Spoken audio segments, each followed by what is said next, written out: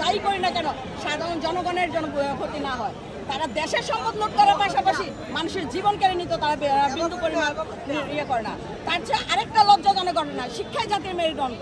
সেখানে একজন শিক্ষিকাকে কিভাবে, এবং সেখানে সশরীরে উপস্থিত ছিল ওনার বাবা, যে একজন প্রধান শিক্ষককে তার চেয়ার থেকে জবরদখলভাবে তাকে তুলে উঠাই দেওয়া, ইভেন তার বস্ত্র হরণ করা, এটা কতটা লজ্জার হতে পারে। আজকে এই দিনে এসে যদি আমরা শিক্ষককে অপমানিত হতে দেখি, লাঞ্ছিত হতে দেখি, তাহলে আমরা আমাদের সন্তানকে কি শেখাবো, আমরা কি শিখবো, আমাদের পরবর্তী প্রজন্ম কি শিক্ষা অর্জন করবে? শিক্ষক একটা জাতির মেরুদণ্ড, শিক্ষক আমাদেরকে গড়ে তুলেছে। এই যে আন্দোলনে আজকে আমি প্রত্যেকটা শহীদকে স্মরণ করতে চাই।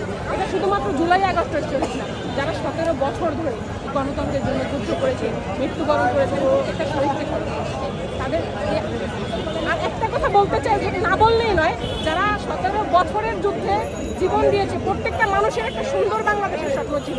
আমি চাই সেই সুন্দর বাংলাদেশের স্বপ্নটা পূরণ হোক, তারা একটা সুন্দর বাংলাদেশ দেখুক। যেই স্বপ্ন নিয়ে আমরা রাস্তায় নেমেছিলাম, সেদিন নেমেছিলাম, আজকে নেমেছি, কিংবা 17 বছর ধরে নেমে আসতেছি, সেই স্বপ্নটা পূরণ হোক। বাংলাদেশটা আর কখনো কোনো ফ্যাসিস্টের কবলে না পড়ুক।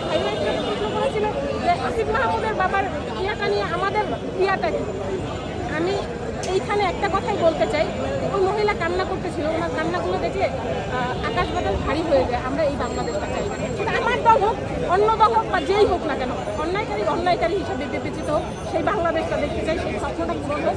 এই প্রত্যাশাটাই রাখবো বাংলাদেশের প্রত্যেকটা নাগরিকের কাছে, যেন প্রতিবাদটা তারা ভুলে না যায়। প্রতিবাদটা যদি তারা ভুলে যায়, তাহলে আবারও একটা ফেসিস তৈরি হতে পারে। সেটা আমার দলও হতে পারে, কিংবা ইসলামিক দলও হতে পারে, এনসিপিও হতে পারে, কিংবা অন্য যে কেউ হতে পারে। আমি চাই সে দলটা যেই হোক না কেন, সেই কোনোদিন যেন আবার আমাকে কোনো ফেরিস্টের বিরুদ্ধে যুদ্ধ করতে রাস্তায় নামতে না হয়, আবার যেন রাস্তার পাশে বসে আমাকে আক্ষেপ করতে না হয় এই দিনটা দেখার জন্য কি আমি যুদ্ধ করেছি।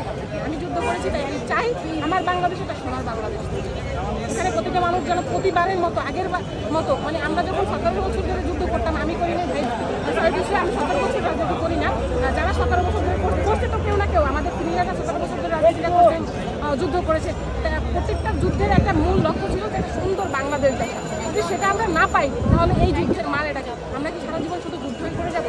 আর সবচেয়ে বড় বিষয় হচ্ছে যে আপনি দেখবেন, যদি আমরা এই প্রতিবাদটা ভুলে যাই, তাহলে কি হবে? আমরা যারা এককভাবে কোনো দল যখন একটা অন্যায়ের বিরুদ্ধে প্রতিবাদ করতে যাবে, তখন কিন্তু ওই আন্দোলনটা বা ওই প্রতিবাদটা সঠিক লক্ষ্যে পৌঁছাতে পারবে না। যখন প্রতিটা জনগণ চাইবে, তখন তার আন্দোলন সঠিক লক্ষ্যে পৌঁছবে, এটা আমি বিশ্বাস করি।